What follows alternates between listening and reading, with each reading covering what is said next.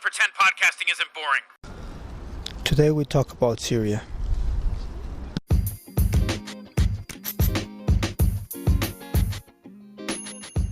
Traveling teach you to listen to other people, to be humble, and to understand that the world doesn't spin around you, and there are many stories besides yours. Today I have the pleasure to share with you a conversation that I had with my friend Yaman. He is a Syrian refugee that lives in Turkey nowadays. Syrian culture, many people talk about Syria and the conflict, but there are so many things that get lost, including even cultural things. For example, I didn't know that Syrians drink a lot of mate. Mate is a very traditional beverage. It's some sort of a tea, and it's very popular in Argentina and other parts of South America. It turns out that between 1850 and 1860, Syrians arrived to Argentina, and then they fell in love with this beverage, with mate, and then when they returned home, they brought this infusion with them, and it became part of their culture, to the point that there are some areas where mate is so important that people just drink all day mate, and they share mate with their neighbors, etc. So this is just a small fact that you can only find or think about it when you are in contact with other cultures. However, today I want to focus on what is for a Syrian living in Turkey, what it's like, and how was the process for my friend Yaman to arrive here, and what he thinks about the Syrian conflict. Many things have been said about such a conflict, so many that sometimes some voices get lost in an ocean of data, quotes, and events. This is only one story, one of many, the story of Yaman.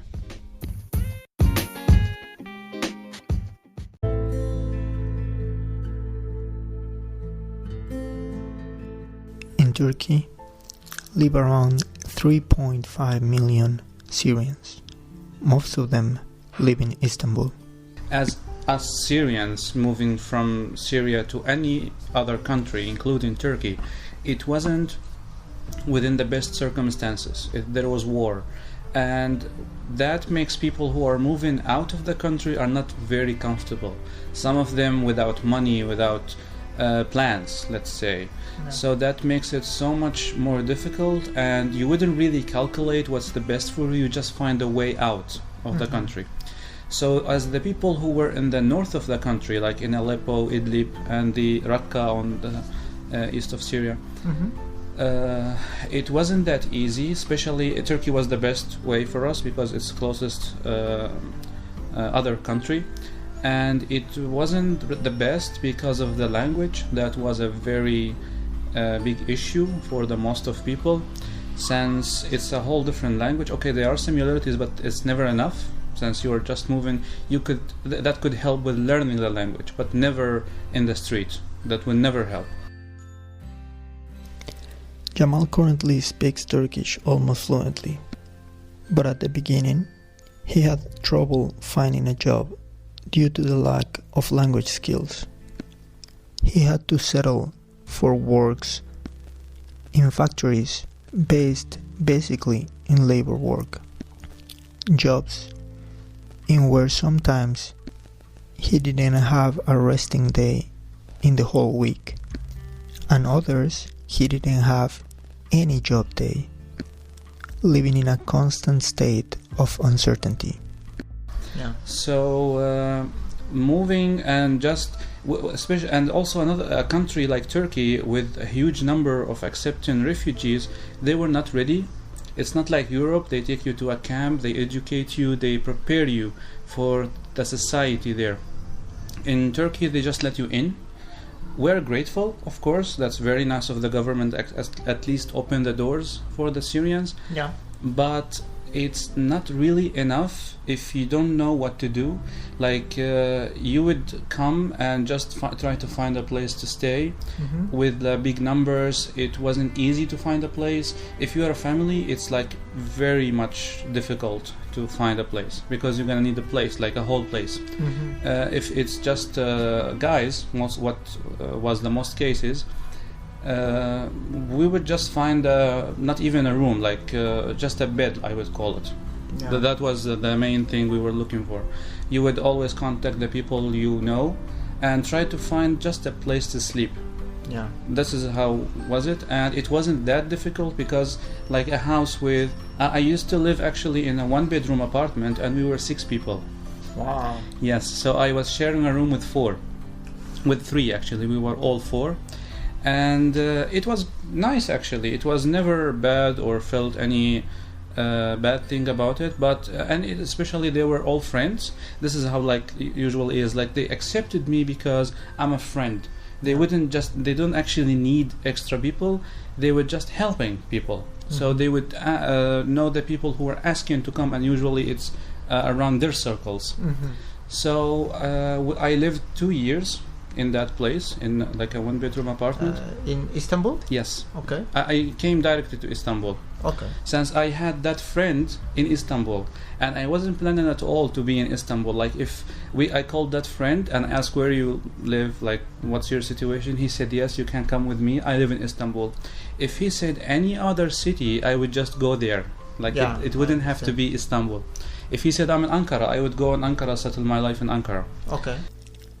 Jamal lives in a medium-sized apartment with other 4 friends. In front of his apartment, there is a nice park that extends along the Turkish Golden Horn. So he was here in Istanbul, and I came. It was an easy journey. It took me 3 days. It was like 1 day to reach the borders. It took more than 1 day actually. I arrived at night. When Jamal was 22 years old, started his journey from Syria to Turkey with his brother, Bara. Because on the way we stopped by the Free Syrian Army, and since my ID, my address written as a good neighborhood, so they tried to kidnap me and my brother. Wow. Yes, for some money. But they found that my family are not that rich, so they just let us go. It wasn't terrible, it wasn't terrifying, it's just 2-3 hours later, like delay, I would call it. But people with heavy armor and... Yes. But they are not like, they know we are not the enemy or anything, they just want to steal our money. Yes, I understand. You see? Yeah. So, and even I remember they were being normal, and in these cases you should be not terrifying, not afraid of them. Yes. So I remember there was a guy looking at me in a way, just keep staring at me, and I asked him, is it heavy, the gun? And he said, you can check. I said okay. So he gave me his gun, like it was an AK-47, and I hold it, played with it a little bit for a minute just to show that I'm cool, like I am not afraid of you. You're here doing something, I'm here traveling. This is just 2 people doing different things. Yes. Okay.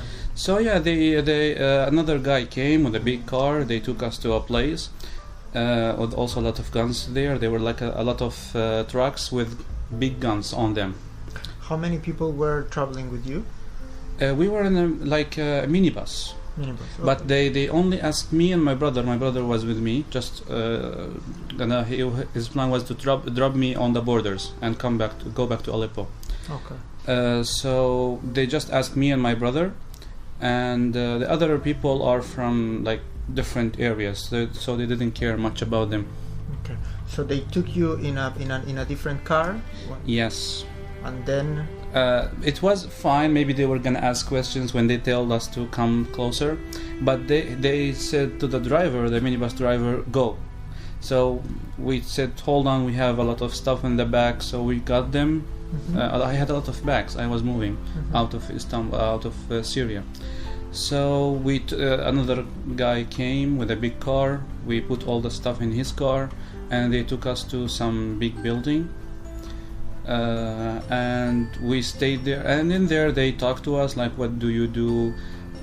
who's your father, who's your mother, what's your family doing in their life, a lot of questions, you know.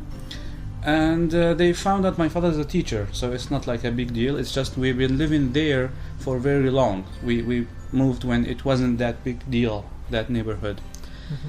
So they decided to let us go, and that happened. It just the same guy took us to the same point when he took us, and we found another car going to the borders, and we went to another metro minibus. Was your brother afraid of? Kinda, yeah. He was afraid. Yeah. I was mostly cool and relaxed, but when I was in the guy's car taking us to the place, I asked, "Where are we now?" Like, it's some town somewhere near Aleppo, but I didn't know exactly what the place is it. So I asked, and he told me, and it wasn't like it's not like the best place. It has some bad reputation about like stealing and crimes sometimes, and like they're not really the nicest people. Yeah. So in there, honestly, I had some like bad thoughts, like maybe I shouldn't be that cool about it. But everything went well. Like it was fine. They just asked us, and they saw our phones wasn't that like great phones, you know. So they just took us back to the same point, and I kept going to the borders. Yeah. They checked all the signals and said like, okay. Yeah, and you know, I give the phone. It was a normal Nokia one, old one. And where's the other? They ask you. Like they assume that you are showing this and you hide the good one. Yeah. And we said we don't have. You can't look like. Same happened in Mexico. Yeah, I understand. So crossing the border, when you said that you found another car, like it's just people passing. You are hitchhiking. And No, another minibus. Yes, okay. And we paid again. And is it more expensive because it's war times or no? No, it wasn't that much. It was like 100 lira, which wasn't actually that big deal at all. Yeah, 100 Turkish lira. Okay. No, it was 100 Syrian lira. Syrian lira. Okay. Yeah, and I don't remember how much was it that time, but it's normal. It's nothing like you would care about. And how people receive you once you were in the border here? How was it? It's very crowded. It was very, very crowded. The conflict has caused a major refugee crisis, and despite a number of peace initiatives have been launched, including the March 2017 Geneva peace talks on Syria, which was led by the United Nations, the fighting's continuing. They need to check your stuff. They need to check you, and all your bag must go through the machine. And that wasn't going smoothly because a lot of people, and actually all of them, there's no one like trying to be organized. They were just, this is the door and everyone wants to go in. So as long as they want 5 people, so you would just try to push yourself to be one of those. So it was terrible, especially that I had like 3-4 bags, like because I was moving with a lot of stuff. And it was very, very tiring process, because even after this you would wait for the bus to take you from a checkpoint to another. There's buses between the checkpoints, so it wasn't easy at all. It was like I still don't know where I got the strength to pass through that. Yeah, I can imagine. Yeah, but I passed and it was fine. And I had a friend living in the like a very close town, Rihanli, the name of the town, very close to the Syrian-Turkish borders and the Turkish side. I went, visited him. I spent the night, and the next day I took a bus, I think, to Hatay, and from there I took a bus to Istanbul. Okay. And like 18 hours bus. Yeah. It's basically crossing the country. Yeah. Yeah. And nowadays, like when you think about that trip, like you feel sad?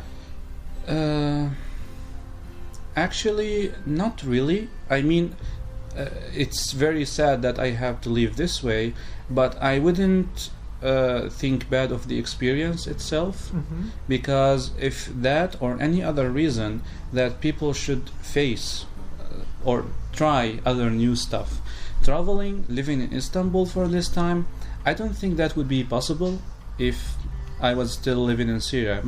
Probably I wouldn't even leave Syria for any other country. So I try to think of those, and things happen this way, and I didn't have a choice. Yeah. Like, this is like a very big thing that I don't have any hand of it. Yeah. So it happened anyway, and I'm trying to look positively at those things. Like, I'm living in Istanbul now. I know Istanbul very well. I speak some Turkish. Yeah. So not much of foreign people I met here that I would meet in Syria if I still there. Yes. And not even the lifestyle, you know, like accepting, hosting people and that. I wouldn't do that due to the culture restrictions. Yes, I understand. So I'm glad. I'm actually glad. I'm sad about what happens in general, but I'm glad for the experience itself. And how was it difficult for you to adjust to the Turkish culture, or is very similar? It's very similar. And honestly, you don't have to adjust anyway. Like, I lived with those people, Syrian people, and then I moved from place to another with another Syrian friends. Yeah. So as long as you're like doing the general things normal, no one cares like what is your culture and what do you exactly do, or where you want to go spend your time, or Yeah. you don't need to adjust to the culture itself unless you want to explore the culture. But you can live your life normally, freely, close the door and be whatever you want to be. Yeah, I understand. So yeah. And is it for you? Is difficult to make friends, like Turkish friends? Like, for example, in some places, people that go from Mexico to United States, they hang only with Mexicans or Latin American. Does this phenomenon happen here too, or it's easy like to have Turkish friends here? I think it's easier. Also, most of the people I met here, they were normal. Like, as long as you can communicate with them, they are fine to communicate with you. Yeah. There's nothing. They don't hold anything against Syrians or any other people. As long as I met a person, he looks well, he speak well. Like, I mean, not in a bad way, not in like insulting or saying bad stuff. Speaking like a normal person, communicate, say hi, hello, good morning, invite you to a coffee. Like, being normal, they be normal with you. Like, it's fine. There's no problems at all. It's just that they are not very open to the others. Like, maybe they wouldn't try food you offer. They wouldn't try new drinks if you have something unique, like it's not popular in Turkey. But like in conversations, in ideas, in thoughts, in hanging out, they would be normal. Do you think that there is discrimination in Turkey against Syrians or against refugees in general? It's kind of political thing that some political parties try to like be against Syrian people being in Turkey, just to win some voters, to win votes. To win votes. So generally speaking, also the idea I mentioned like a few days ago, I mean what was yesterday, about the Turkish people are normal, like they just see someone and they will be okay with the person until they see something bad about that person. And when that happened, some picture of a Syrian guy doing something bad, it would be in the social media, and they would say this is Syrian people. Okay. So, and maybe they will be believing that idea until they will have some Syrian people interacting with their life. It would be someone they work with, a neighbor, a friend in like crossing the street, or like like met in their lives. Yes. So that could change the view. But if it's just the media is not fair to the Syrian people. It's always the media, right? Like, to be honest. Yeah, it's a whole media thing. But I'm glad that we are a lot and met so many Syrian people. So it's very rare. I wouldn't say very, but it's kind of rare now to like having Turkish people with no interaction at all with any Syrians. Yeah, I understand. Like, at least they would be someone you see in the neighborhood, at least, and you will see that they are just a family, like normal. They do themselves exactly the same as any other Turkish family. There's no different. Yeah. So as long as they see this and not the beggars in the streets, so they have in their mind that they have good people, like with good jobs, with good lives, and they have the people who does bad stuff. Yeah. I understand. We were talking yesterday, the day before yesterday, The day right? before, yeah. And we were telling me about this like marriage thing, and it was very interesting to me. Like, but if you could like tell me, remind me how was it's this thing about the gold and the thing. It's fascinating to me. It's so interesting. Okay, sure. It's not just Turkish. First of all, it's like the whole region: Iraq, Syria, Iran, maybe. I'm not sure, but yeah. That when the guy wants to marry a girl, first of all, they have the idea that the guy is provider. Yes. That you should definitely be having a house, ready house, like furnished with everything. You give some money to the family, and specifically to the mother. This is how they call it. Oh, to the mother. Yes, specifically. It's for the family, but it like traditionally it's for the mother. Thank you for make your daughter for me. Actually, what they call it in Turkey is it's a milk price. Milk price. This is what they call it. Oh yeah, because they milk their baby. Yeah, breastfeeding. So basically, like, thank you for keeping it healthy for me. Kind of, yes. Actually, this is it. I mean, like, maybe we have to give the money to in like Islamic or Syrian culture, but we don't call it that. It's just money you give to the family. This is what we call it. But no, here they have it like a milk money. And the money can vary, or it's a fixed price? No, it's not fixed price. It's actually some families take it as a show off. Okay. Like our daughter is like well educated, very pretty.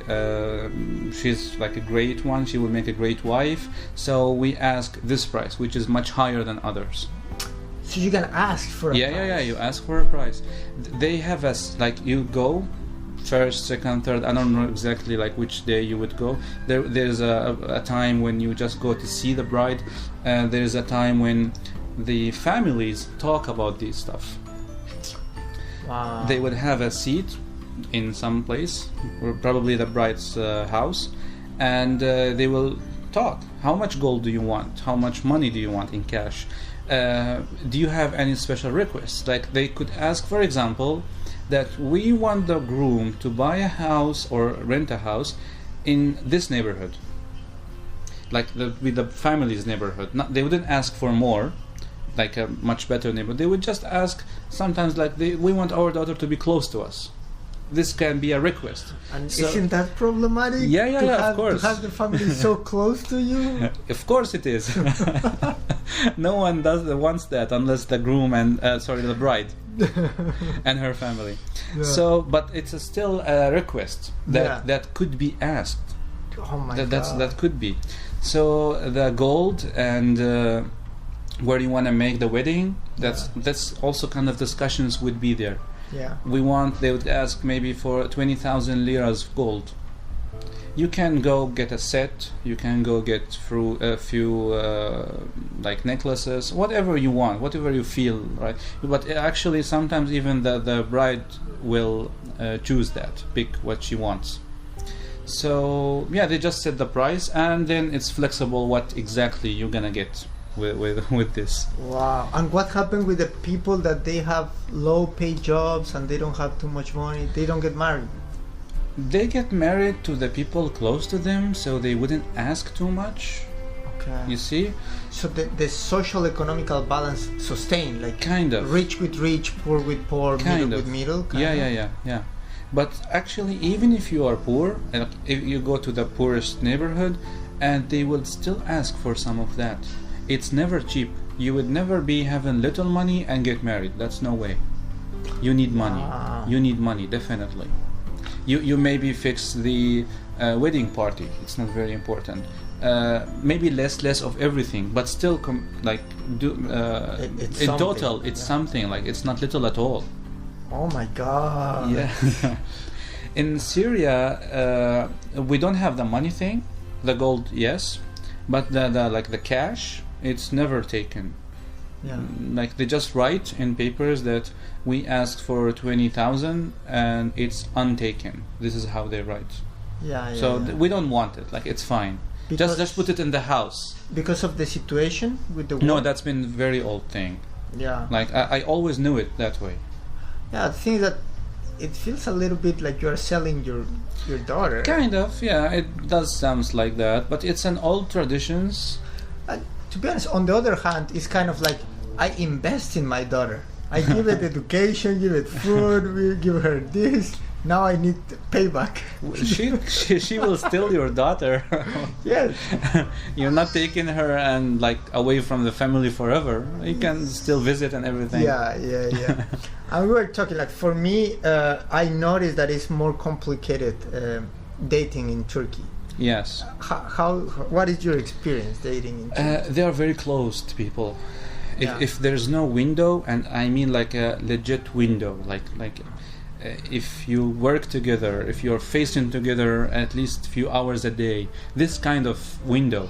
Yeah. If you're just neighbors, if you're just maybe neighbors, maybe that depends. But if you're just like seeing someone in a cafe, in the street, in a club or anywhere, it's not that open. No, Yeah. they wouldn't be open to talking to people. Yeah. So you must be there with someone they know. When you are a friend, you are a friend. Yeah. Like you would go camping, you would they would invite you, you will invite them. That would be a lot of development in the relationship, and it can still be friends.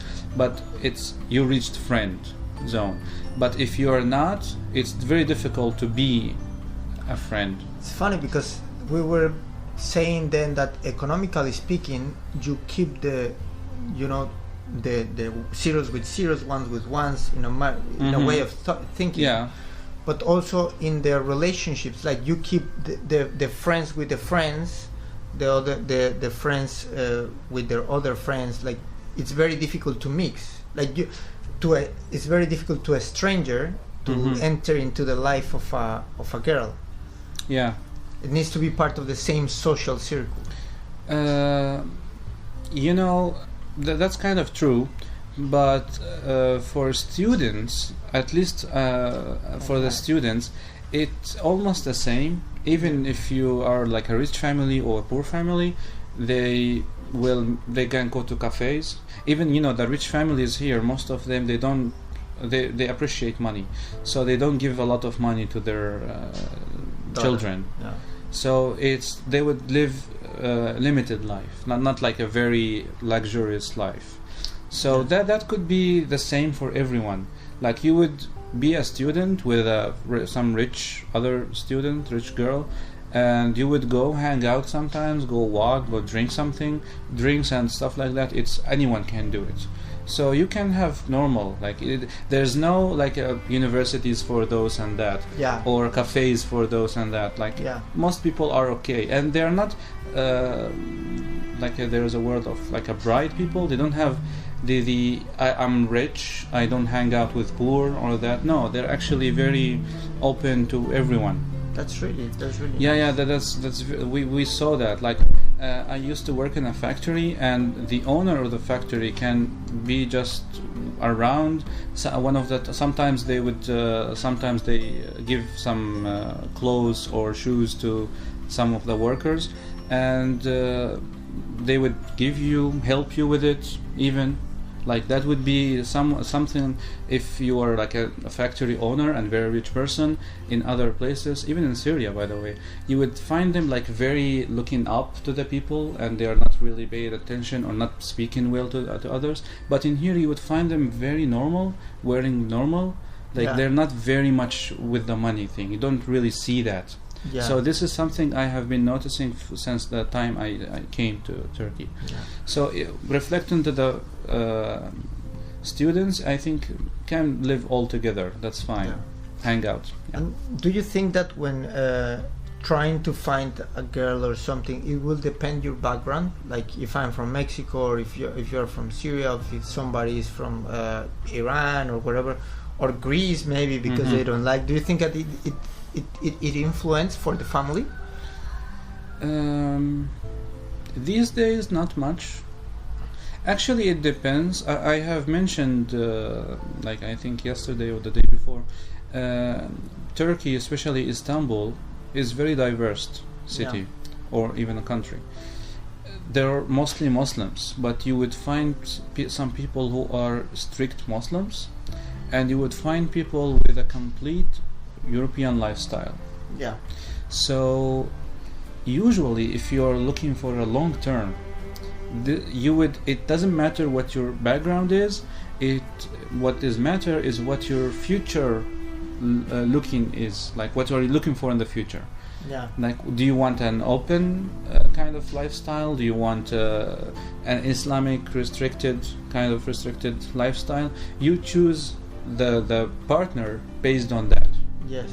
Okay. You have the option. I have seen so many people with like very, like I would say somehow restricted Islamic backgrounds, but they are living, even now when they are with their families, they have a boyfriend or girlfriend, and they planning to get married with them, and like you would see that they are moving away from that, and most people are okay. They don't like that, but they don't really stop that. Yeah, like for example, if somebody that is not Muslim falls in love with a girl that is Muslim, from Turkey, for example. Yes.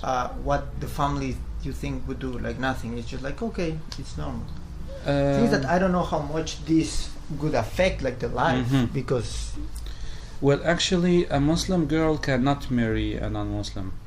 Yeah. The other way could work. A Muslim guy can marry a non-Muslim girl. Okay. So if in that case, if I'm a Muslim and I found girl from Greece and I want to marry, that would be fine, Islamic wise, like okay, the religion. And if in Turkey, the Turkish families mostly they are okay with it. If they are open, like they don't really care, honestly. And what happens if it's a guy that says, I can become Muslim? Can I date your daughter now if I become a Muslim? Yeah, sure. Okay, that's possible. Yeah, that's possible. That's absolutely possible. Okay, so I still have hope to find a Turkish girl. Yes, you do. Yeah, you do. You know, I mentioned that I have an American friend that he met a girl here, and she is in the United States now in some work and travel program. Yeah. So they are kind of serious about the relationship. I don't know how much, how exactly they're gonna do it. Is he gonna be a Muslim? Is she gonna be like marrying him anyway? That could be, actually. Yeah. It's not right. It shouldn't be. Yeah. But some people that much of not really caring. Yeah.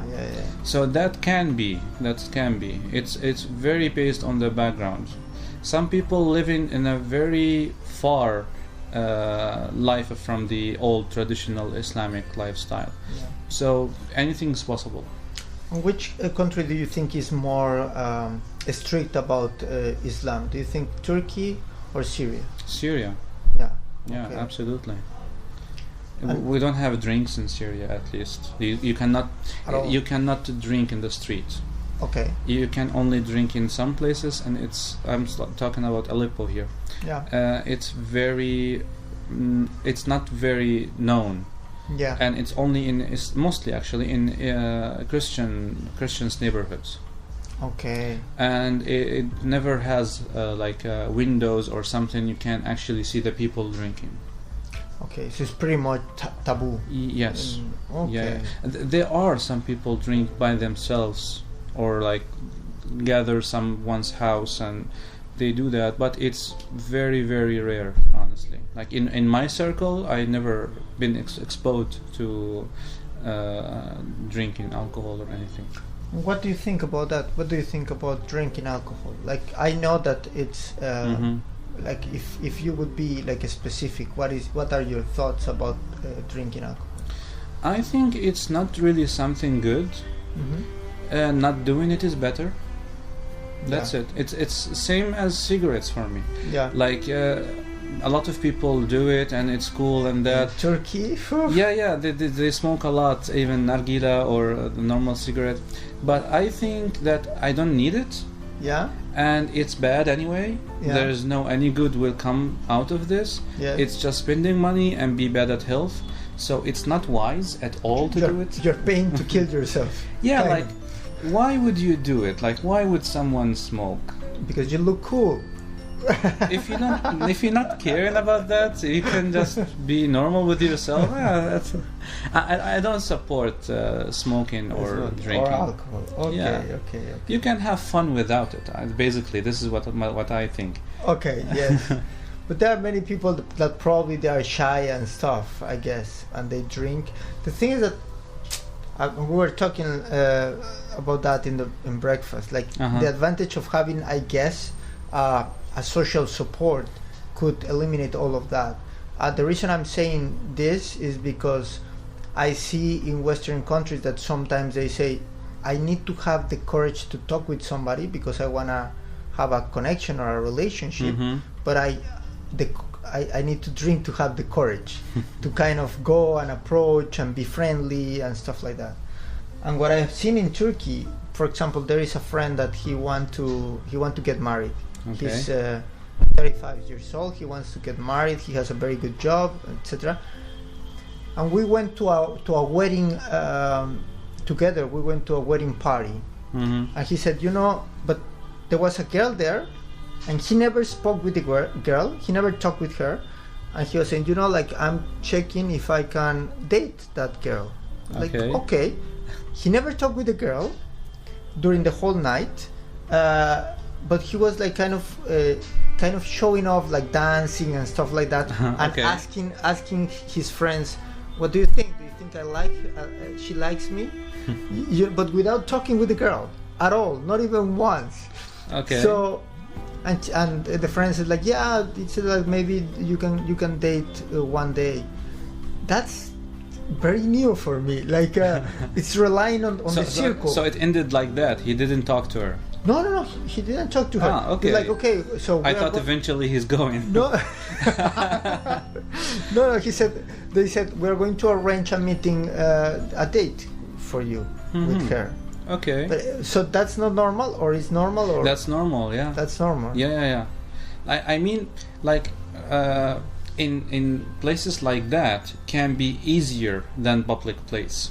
Yeah. As a public place, I mean like a restaurant or a cafe. Yeah. Because at least during the wedding, it must be someone from the family or the friends. So it's kind of a circle there. Yeah. Right. Yeah. So when you are there, so you've been invited by someone here.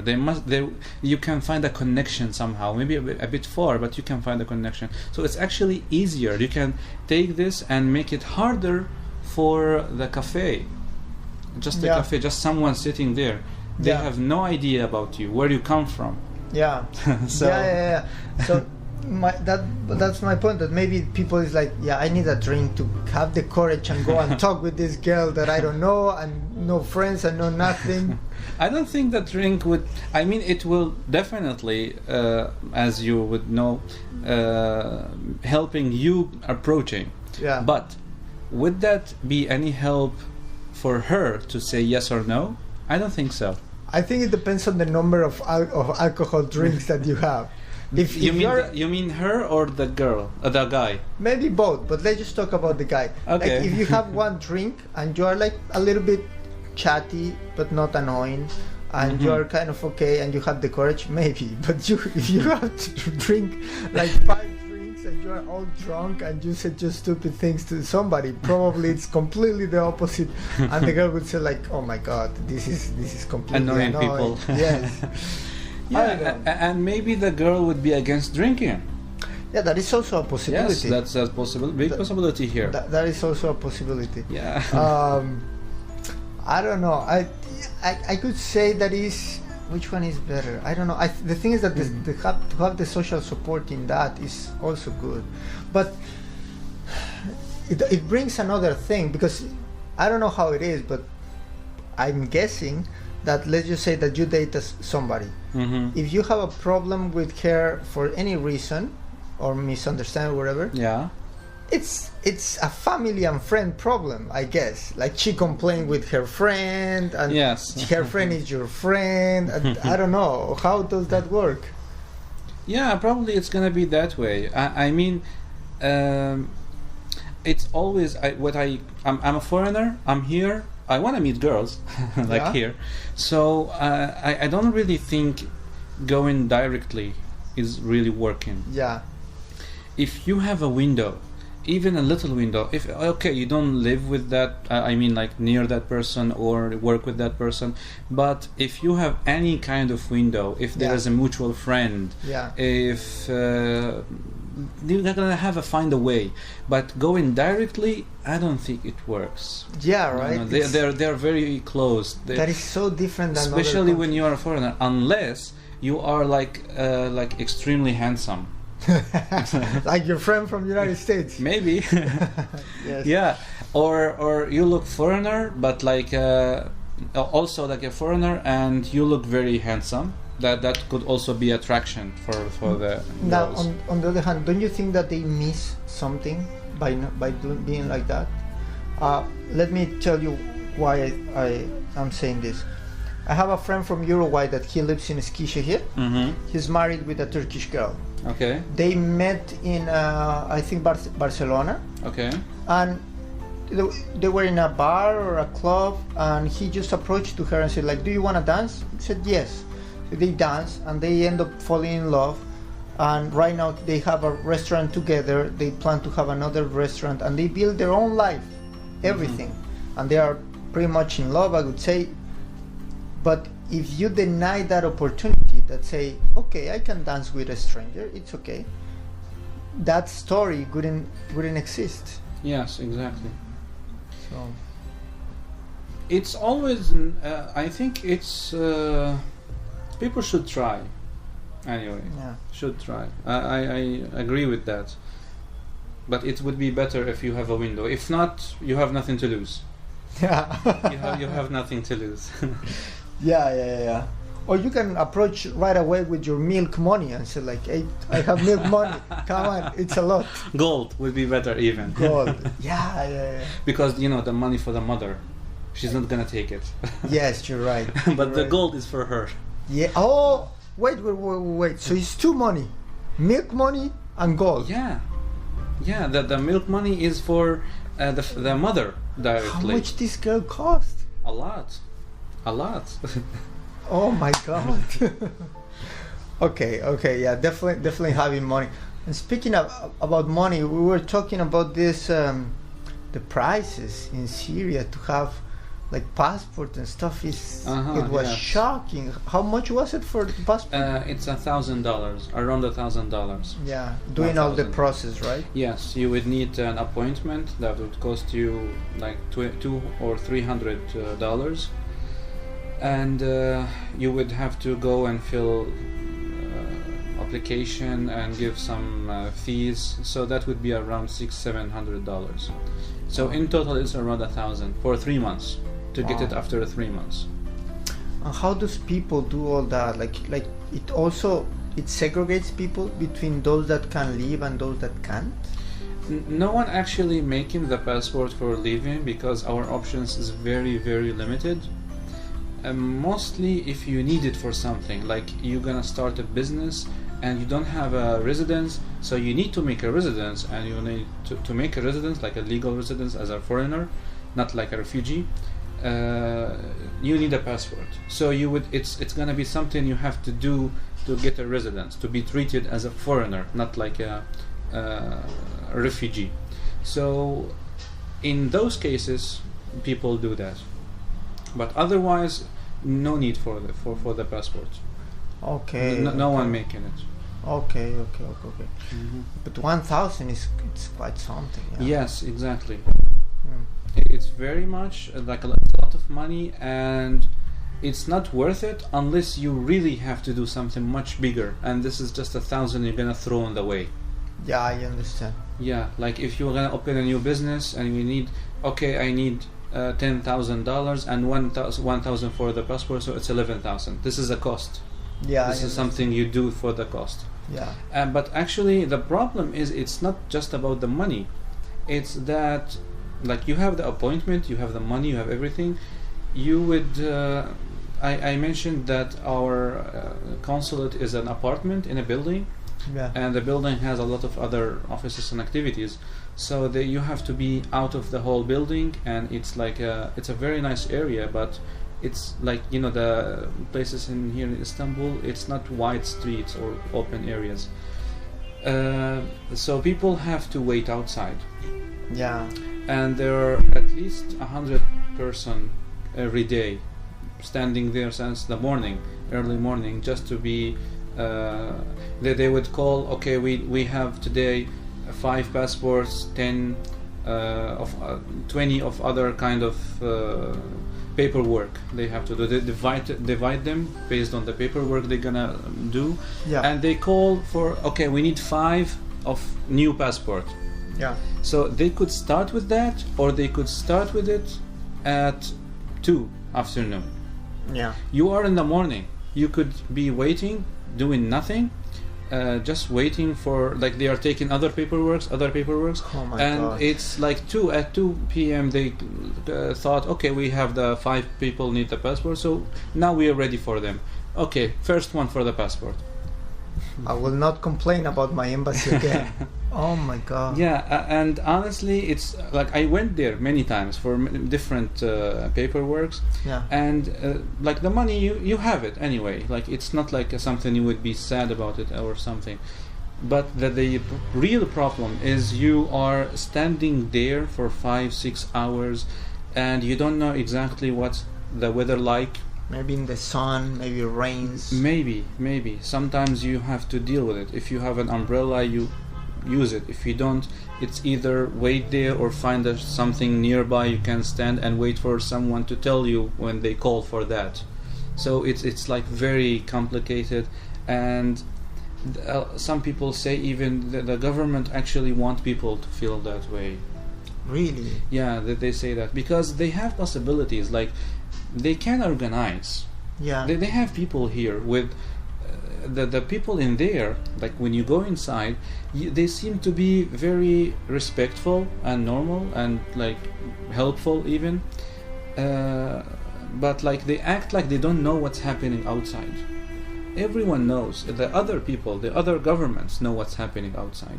Yeah. Everyone knows. So Yeah. you have the tools to make. You wanted to make an appointment system. Great, that sounds awesome. But why don't you stick with it? Yeah. Give me like an appointment and 2 o'clock. I would come. I would wait for 10 minutes, 30 minutes, not a problem. But to make me come at 8 a.m. and wait until afternoon, that's so bad. That's like you are trying to make me do that, to make me stand in the way to waiting for you. It feels almost on purpose. Yes, it feels that way. And they there was ideas. Some people actually offered to buy some nearby places and make it a cafe.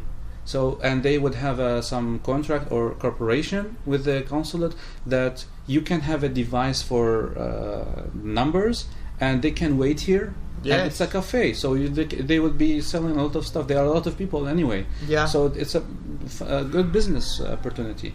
But they would say no, we don't work with other people. We don't want to do this. Oh my God. Yeah, like they actually want people to feel that way. It's incredible, man. Yeah. Do you think that this is a small representation of how the government function in general in Syria? Like bureaucracy and trying to hold the documents and hold the process, just like slowing things down? Or is only this? No, everything. They want money. The government economy there, the government is bankrupt. Like, actually, I think more than 5 years ago. Yeah. That's why, like, if you would see some of the news and follow, the Syrian government has nothing to say in Syria. They are very, very weak. Yeah. The president of Russia or of Iran they would talk about the future of Syria with the Syrian president saying absolutely nothing. He has no say at all of the future of Syria. Nothing at all. Wow. Yeah, he would come, the Putin of Russia, he would come and visit Syria and give instructions and give what's going to happen. Even actually, like I think 6 months ago, the ambassador of Russia in Syria, Putin made a like announcement or something to he is representative of Putin, so he can actually kind of a ruler of Syria if Putin is not there. So the ambassador there is the ruler of the country.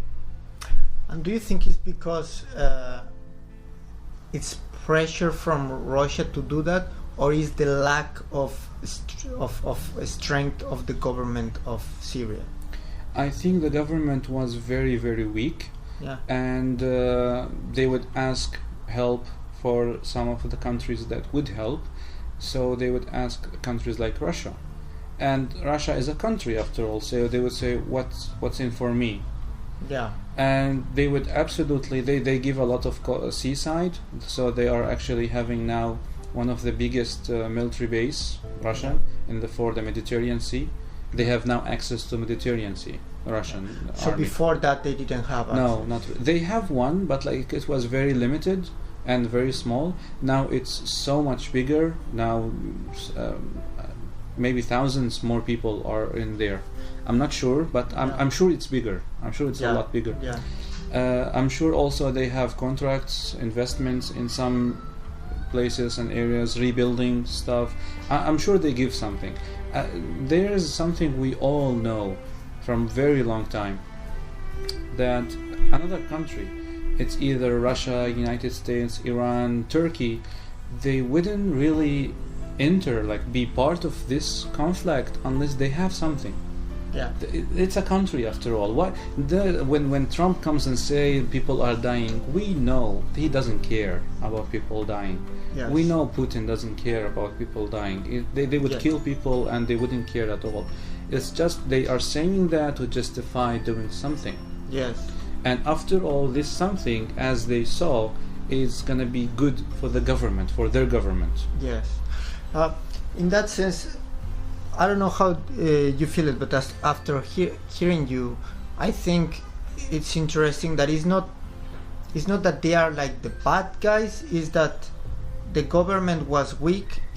They asked for help. Russia says, or United States or whatever says, I help you, but like nothing is free in this world. Exactly. So Yeah. give me something, Mm-hmm. and it's like kind of a deal that what happened. Is it something like that? Yeah, exactly. It's like that. Okay. It's like that.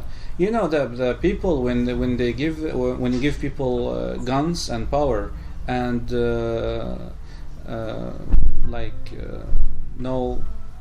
without a cost after that, like in kind of places like Syria, they let the Russian army try new weapons. Yeah. And if the Syrian government was okay with it, the Russian people would go for it. Yeah. So this is what happens. In many times, some side of Aleppo was under the control of the rebels. They would try a lot of new weapons actually from time to time. That was a common thing. Yeah. That was a common thing, because at that time, and still until now, the Syrian army has not much of things. The weapons they've been using the last 5 years, I would say, it's very basic. They would have a barrel, just a normal barrel with a lot of explosive and any kind of metal little stuff they can put inside, and just throw it from a helicopter. There's no navigating system, there's no target point, you just throw, and that could be in an empty place, that could be on a building, on a street, on a park. No idea. They have absolutely no idea where is that going, so they're just bombing. Yeah.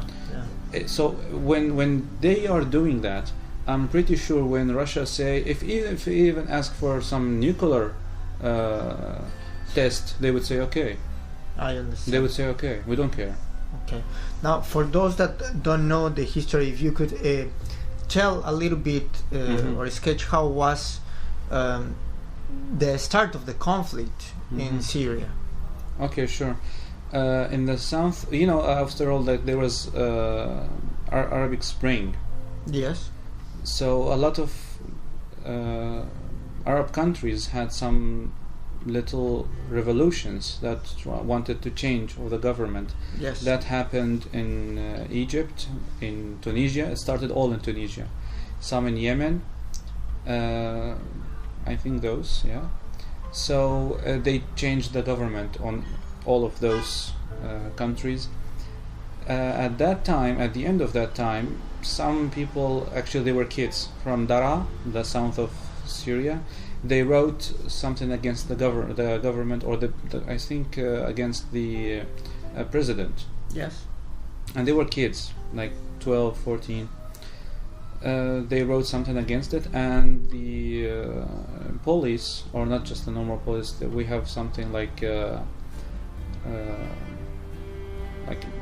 high police, like high class police or something. I don't know. Okay. I'm not sure what like to call military police, something like that. Actually, no. Like the people will gather information and stuff. Intelligence, some kind of intelligence police. Yes. So they took those kids and they tortured them very brutally, and that made their families. And in there, it's like not just a family; they have a big families. Like they all share the name, or even different last name, but they all share the like where they come from, the same place. So they all a troop, like all troops. Yes. So people went to the street and they were calling against that intelligence building manager. Yeah. It wasn't like against the government, it wasn't against the president, it was just for that guy. He did something bad, we want him to like be punished. Yeah, like punish him or do something to him. So the government and the president, he said, no, the president said, I trust the people who work with me, and he refused to do anything bad to him. And people start to be more and more go out to the street asking for justice. And when a lot of people start to gather, they start to face them with the army. Yeah. In the beginning, it was just shoot in the air, but later with time they start to shoot some people. When that happens, it rises things very quickly, because when there are some people start to die or get injured with bullets, that's a very big thing. And especially when those families, they have the thing by themselves. If someone killed someone from them, they would kill someone from the other family. It's a very old thing that was common in some Arab countries. So they care too much about their own people. Yes. So when something bad happened to some of their people, they would be very angry. Yes. And that's what happens. And it rises things very quickly since that point. Yeah. Some other people start to show up in other cities in the same way. And the government was always facing that with the most brutal way that could possibly be. Wow. You would always find people on the streets. They start to pull some tanks to the street.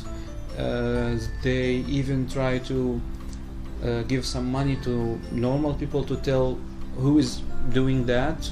Like, do you have names of some people are going to the street? They would take them, they will torture them. Like, they were always trying to finish that with a very like a harsh way. Yes. And that actually worked in the 80s. It was something like that happened in the 80s at the time with the father of the current president, Hafiz al-Assad, his name was. And it worked. But at that time there was not much of social media. Yes. Not much of people aware of what's happening, and they were mostly afraid. Yes. But now with these generations, it's very difficult to control. Yeah. And also with the support of other countries, and so in total it didn't go the same as the 80s. Yes. And it started rising and rising, and when people get shot all the time, some people smuggled some weapons for them and tried to shoot back. Okay, when that happened, that was a new level. That was okay, now like you would find a village, they would buy weapons and they say we have the weapons now, we are out of the government control, we are not following this government anymore. It was the beginning of the revolution. This is the Free Syrian Army. This is what, like, those people, they would say they would call themselves something as a name of some Islamic thing, or the goodness, the something like that, the indignity, something like that. And they would call themselves something, and we are now under control of ourselves. Yeah. We don't need anything from the government. Autonomous. Yes. So when that happens, also the Syrian army tried to take back some of those. Sometimes they would success. Sometimes will not. Depends on the place, the time, how much power they would give, what kind of weapon they have. When the Free Syrian army start to grow bigger and bigger, and a lot of people join the army, the Syrian government here was being in a very bad situation, and a lot of people left the army either to join the Free Syrian army or just to leave the country. That happened a lot. They would just try to find a way, just drop your weapon and run away. Yeah. That happens a lot, because a lot of soldiers that they know that they are going now, they have their weapons and they're going somewhere to shoot people. So when that happens, like, there are Syrian people, like, why would I shoot them? That would be a terrible thing to do. Yes. So they have actually orders to shoot, and there would be some other people behind them checking that they are shooting. If there is not shooting or someone tried to escape, they have orders to shoot that guy instead of the rivals. That's more important. Wow. That's more important to shoot this one, because he was a soldier with us and he is leaving his duty. This is what they would put in mentality of that people. Looks like a lot of bad decisions from the president. Yeah. So much of badness happened. So with time, that weakened the government very much. Mm-hmm. And the president and his people are actually Muslims of Alawi Muslims, and they are somehow close to Shia. Okay. And back in the time before everything, we barely know about these things. Mm-hmm. I had like 2 Christians in my class. I had some Alawi friends from other cities they were visiting, but like we never actually know what does that mean. Like, we never care. No one care. But they started to lose the government, and started to say, we are Alawi, we are not many of us are here, if we lost they will slaughter us all. They try to make this as an Alawi Sunni creating Shia groups. Exactly. Also based on that, they got the assistance of the Shia, which are south of Lebanon, Hezbollah, and Iran. They are Shia, and the Shia and Alawi are very close with their beliefs. So they just to tell them, like, we are your people and we are getting slaughtered, we're losing the power. Mm-hmm. So that was like, no, why would you pick that kind of stuff? But they were losing, so they would just say anything. Yeah. Alawi people are very simple people. I know some of them, a lot of them live in a very simple, poor life actually. Yes. They just believe that. Okay. They would just believe that. Mm-hmm. They live in the mountains of the Syrian coast. It was mountains and the Syrian coast side. They are simple, normal people, like they're very nice people actually. Like I have met some of them, very nice and very normal, but they just believe. They're very simple, so that they actually believe the government of what they're saying. The government is Alawi, but they are very rich, and the families around them are very rich. Okay. But otherwise, all the rest of Alawis are poor people, mostly.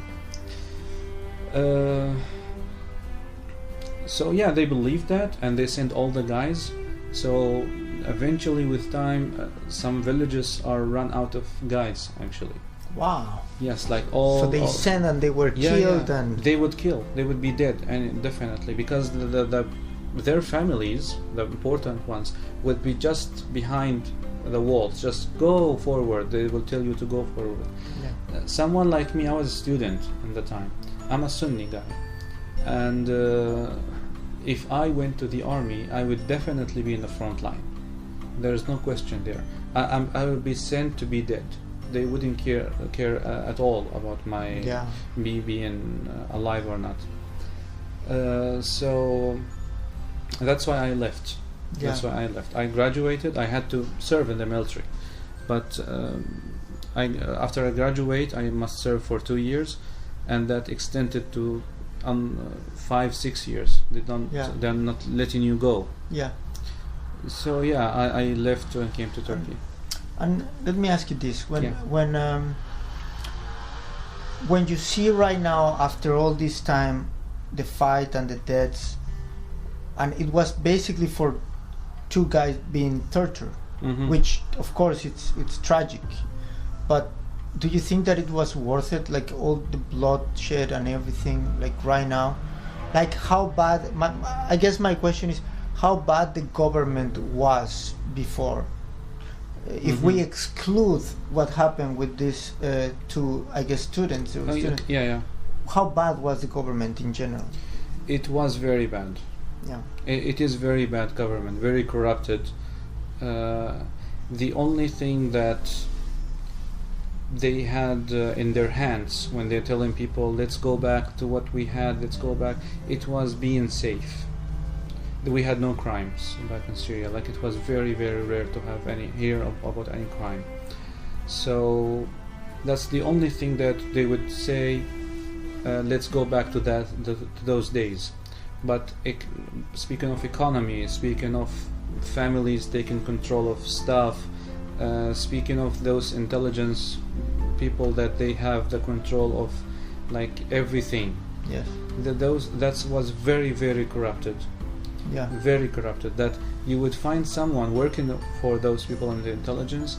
He doesn't have a degree. He just finished primary school and just put himself there. Yeah. And now he have a gun and wandering the streets.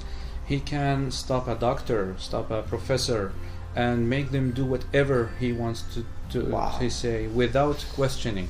Like, you can never respond to those people. Wow. They will take you and they will put anything on you.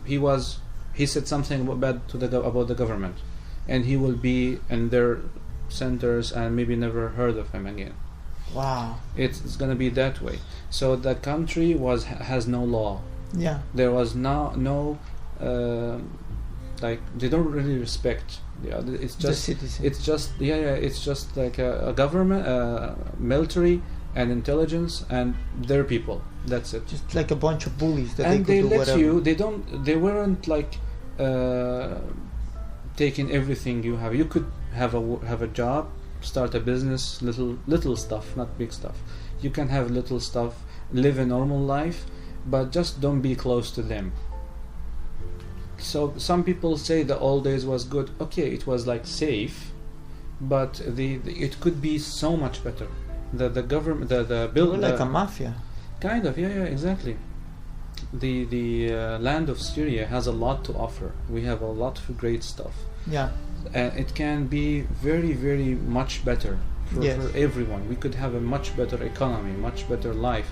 But people would say, like, they thought this is the normal, and okay, let's go back to normal. Yes. This is the idea. So let's just go back to normal when I was spying on you and torture you if you don't agree with something that I do, and being like a second class in your own country, stuff like that. Exactly. We have one political party who was in control of the power. Okay. One political party. So there was no elections, the elections were rigged or stuff like that? We had Hafez al-Assad for president for like 40 years, 30, 40 years, I think 30. Then he died in 2000, and 2000 until now it's his son. Oh. If it's going the same, like probably it's going the same, they are preparing his son now. The current president's almost like son. A monarchy. In a bad way, actually. Yeah. They called it the Republic of Syria. Yeah, that's why I was like considering like what's the system that you use. International organizations have criticized virtually all sides involved, not only the government and the opposition rebel group, but also the countries that fight this proxy war, such as Russia, Turkey, and the United States, considering that all sides have committed human rights violations and massacres. And right now, which countries support who? Russia and Iran have a direct support of the government, Bashar al-Assad and the government. Turkey support the Free Syrian Army. United States support what they call it Qasd. It's in Arabic Qasd, actually. The name is KSD, like something like that. Qasd. And they are mainly Kurdish, with some Free Syrian Army, some troops of Free Syrian Army. But the Kurdish are there in Syria. Why they support Kurdish in Syria? Like I don't understand that. It's just they want to support some part.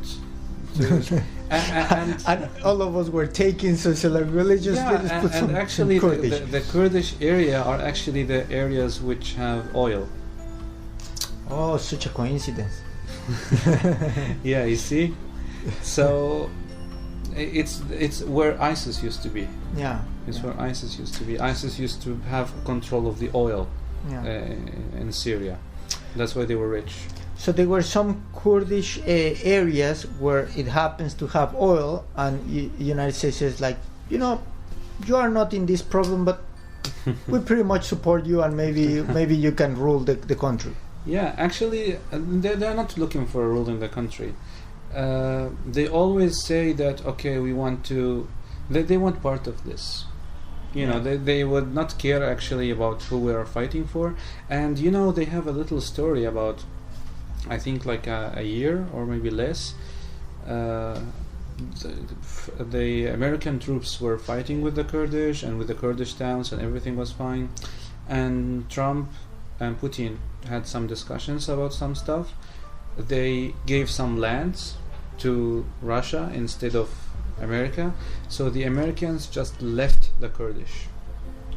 And when they do that, the Russia start to hit their towns.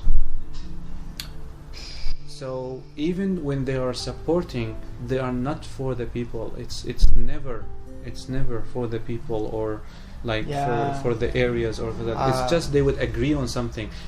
So the Russia will put some money on this, will give some agreements for oil or gas or something, and America can just back off. In the Syrian civil war, many actors interact, but basically the fight is between the Ba'athist Syrian Arab Republic, led by the Syrian president Bashar al-Assad, against various domestic and foreign forces fighting against such government. You don't support the government? I don't support the government. I don't even support any of those I mentioned, because they all made mistakes. What do you think is the solution? There is no clear solution, but there were actually many scenarios. It's never clear. They would actually, especially there were been some restrictions, economic restrictions for the Syrian government people and all the other countries that support. So the economy in the last few months is like very, very bad. That makes a lot of people who are supporting the government within the government lands are actually against the government now. Yeah. So there is a very big idea that the government is not staying for long. Bashar al-Assad is not going to be... Like matter of 5 years or less? No, much less. Wow. Like months, by the end of the year, maximum the end of the next year. Something like this. Wow, that could happen quickly actually, because I'm not sure what he's doing anymore. Like, he is a president when everybody knows that he is not actually president anymore. Russia is the same. Russia, and even when it was his best days, it was never actually him. It was always some generals and people around him which served with his father. His family are running the stuff. So it's never his as a person. Yeah. So they collected a lot of money during these years. I'm sure if anything they would just leave and go live somewhere else. Wow. Yeah, and making some other, even if they're gonna call it collections or anything, it's gonna be someone supported by someone, Yeah. by some government, Like a proxy government, like from the United States or from Russia. I don't really think that thing's gonna be great soon. Yeah, I understand. Yeah.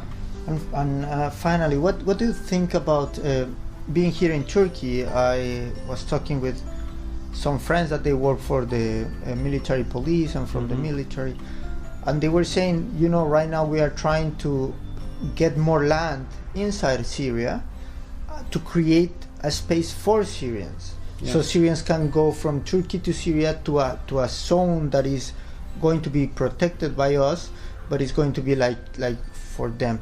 What do you think about that? Like some people that I met, they said, you know, the thing is that they just want us out of Turkey, or other people said, you know, it's good, and or other people said they just want to take over Syria. What do you think? Well, that's true. They are taking some part of Syria, and they are planning to make a safe zone. Yeah. 10 kilometers, I think, between the Syrian-Turkish borders within the Syrian lands. That would be a safe zone. And that's true. They are planning to send some Syrians there. And actually, it's not much of sending. I believe if when things went perfectly, hopefully, they would do that, make those areas.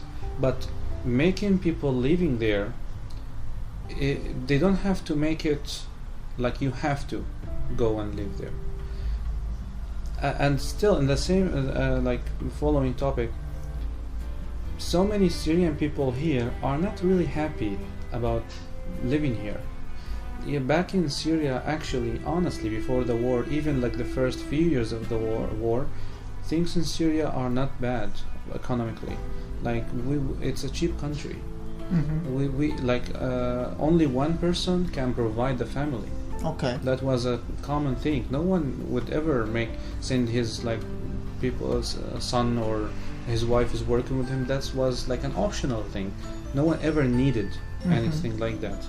So I have some people here. I have a cousin who was living here. Yeah. And he left. In Syria he has a shop. He has a profession. He was working very well. Okay, things bad happened and that he had to leave. But here he was working here and there. He opened a market. It didn't work very well for him. That was barely enough for him. It wasn't like that. He was having a good life in Syria. And he's back to Syria now and still having a good life in Syria. Yeah. So many people here are not really doing what they really want. Okay. You could find, especially in the first years, a doctor, an engineer, work in a restaurant, where maybe a doctor, but he has a year to graduate. He's not graduated. Mm-hmm. So he would be working in a restaurant. He would be a waiter. He would be someone in a factory. So it's not really his dream. He's not very happy about being here. He would love to go back to do something better for his life. Yeah. So if you just make that and give an option to go, I believe so many would rather go to those places. You would not need to force them. No, you don't need to force them at all. Some people doing good here. Some people start their own company. Some people doing great for the Turkish economy. Mm-hmm. And that's something no one can deny. It's with numbers. We saw a lot of videos about it. So I don't think they would ever force someone to go. Maybe if you do something bad. Okay. Maybe if you are in the camp. Okay, people in the camps. You are in the camps. You are here because you don't have a land to go. But if you have a land, okay, the camps probably would be sent back to those places, probably, because they give him money to spend on them. But if you live here, even if you're not the greatest citizen, but you're paying for rent, you're working, you have expenses here and there, so you're doing good, you're doing fine, you're living normal, you're just the same as any other person who just choose Turkey to live. So why would they send that person. Yeah, I understand. It's probably gonna be this way, hopefully. Yeah, hopefully. Hopefully the problem, I guess, whether we like it or not, in less than 1 year or something like that, the government is going to be done. And let's just hope that anything that replaces it is something better. Hopefully. Hopefully. Well, thank you very much for talking with me, and I hope we can talk in another time. It's very, very interesting to learn about this. It was my pleasure, and yeah, sure, whatever you find the time. I always can talk about new stuff. Thank you very much. Sure.